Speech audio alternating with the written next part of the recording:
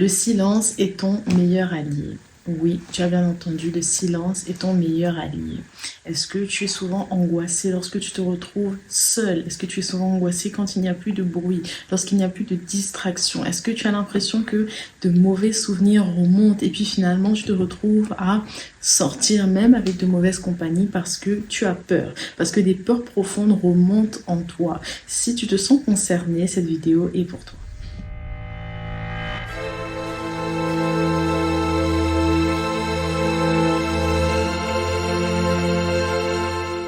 Bienvenue sur ma chaîne, je suis Émilie B, coach de vie, coach love, conseillère en images, servante de Dieu et directrice artistique. Aujourd'hui, j'aimerais te dire que le silence est ton meilleur allié.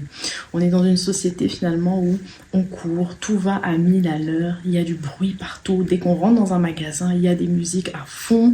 Les gens passent leur week-end dans les boîtes de nuit, dans les bars, dans les rues, avec des sons retentissants. Finalement, on ne s'entend plus penser.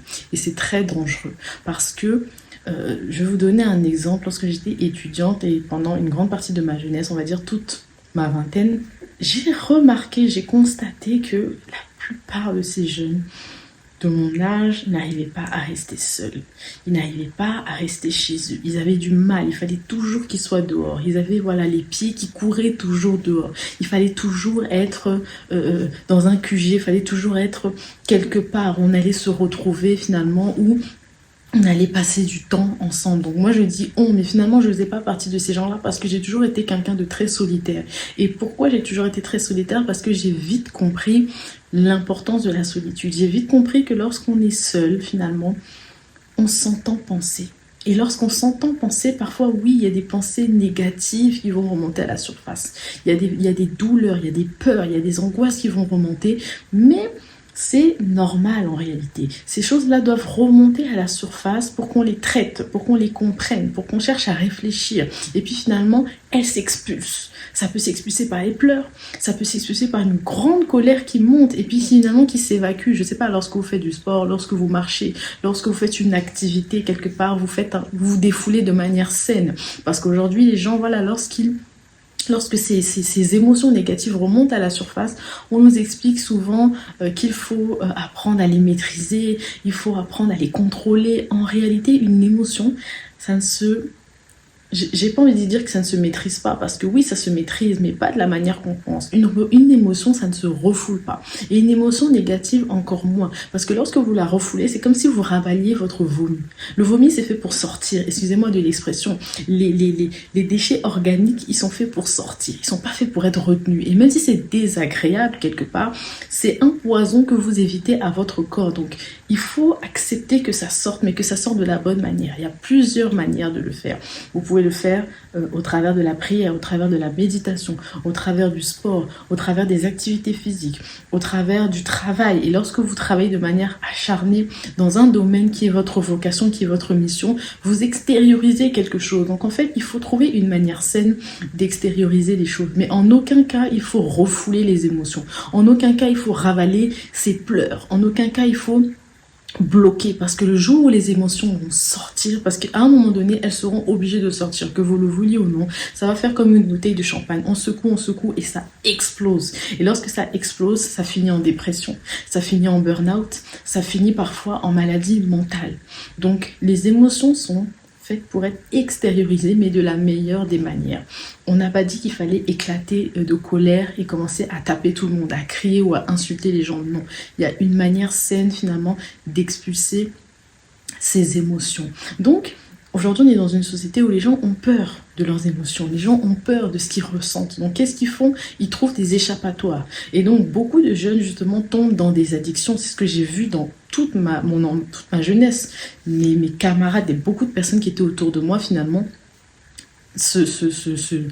elles allaient dans les drogues, dans le sexe à outrance, dans la débauche, dans l'alcool, dans toutes sortes de choses, mais vraiment à outrance. On se demandait parfois si ces personnes cherchaient pas quelque part de manière inconsciente à se suicider à petit feu. Et en réalité, c'est ce que les gens font parce qu'ils sont rongés de l'intérieur.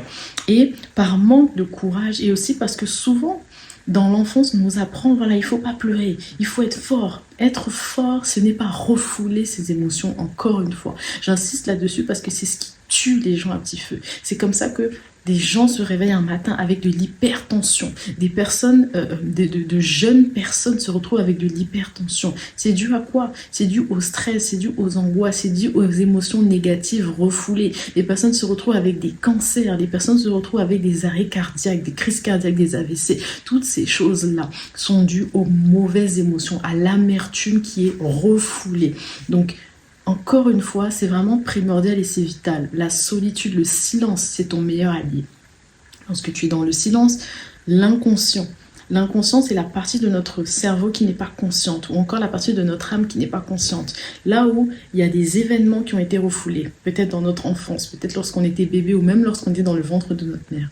Il y a des émotions qui ont été refoulées, il y a des choses qu'on a entendues qui ont été refoulées, qui ont été trop dures pour notre conscience à retenir. Donc l'inconscient, c'est comme une espèce de réservoir dans lequel tout ce que la conscience n'a pas envie de supporter renvoie. Mais ces choses-là remontent sans cesse à la surface et de plusieurs manières. Ça remonte souvent à les rêves. Vous allez souvent faire des rêves, vous vous retrouvez dans une situation qui est très inconfortable. Et vous ne comprenez pas pourquoi. Une situation qui est très malaisante, qui est très gênante, ou un endroit dans lequel vous allez toujours dans vos rêves.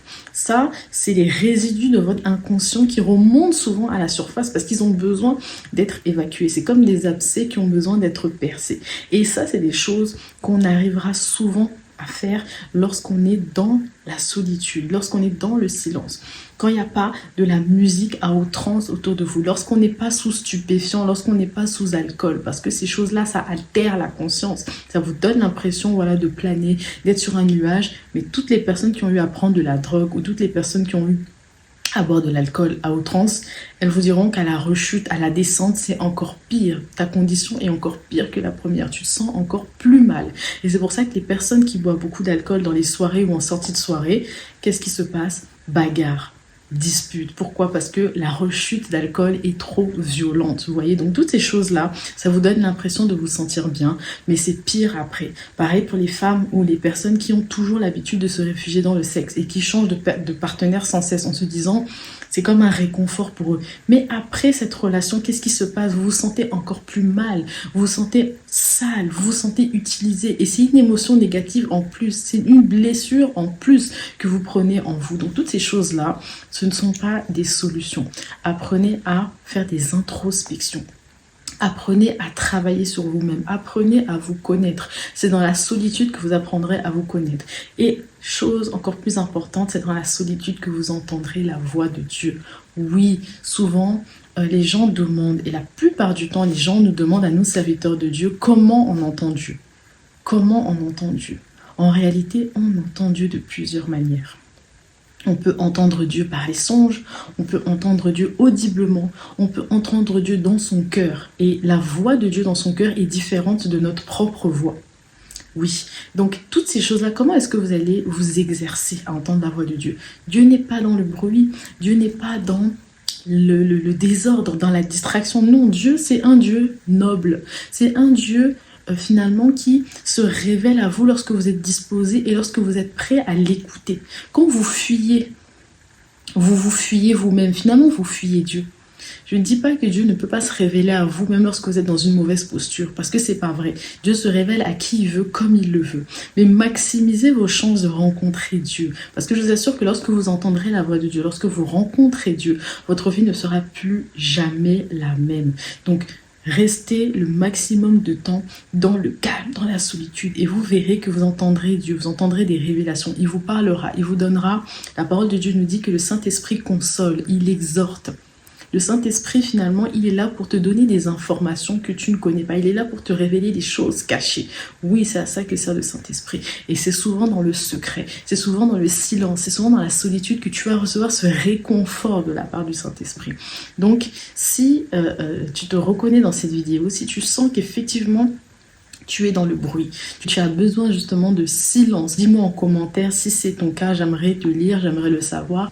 Et puis pour aller un peu plus loin, si tu souhaites aller un peu plus loin, si voilà, tu es le type de personne qui ne veut pas être seule parce que tu as vécu des traumatismes et c'est vraiment trop dur pour toi, c'est tout à fait compréhensible. Il y a des choses qu'on ne peut pas faire seul et on a besoin d'être accompagné. Et je suis là pour ça.